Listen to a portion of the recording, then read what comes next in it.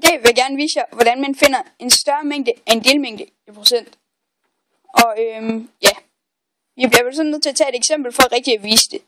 Så hvis man har 450 stykker slik, og 231 af dem, det er lakridser, så skal vi finde ud af, hvor mange procent lakridserne er af alt slikket.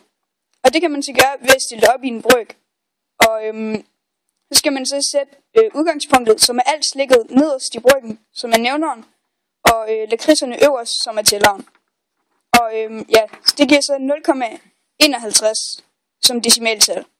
Og decimaltal laver man om til procent ved at gange med 100, fordi procent betyder 100 del på latin. Og ja, så hedder regnestykket 0,51 gange 100. Og det giver så 51%.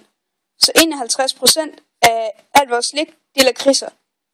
Og det er sådan, man regner en delmængde ud af en større mængde i procent. Tak fordi I så med.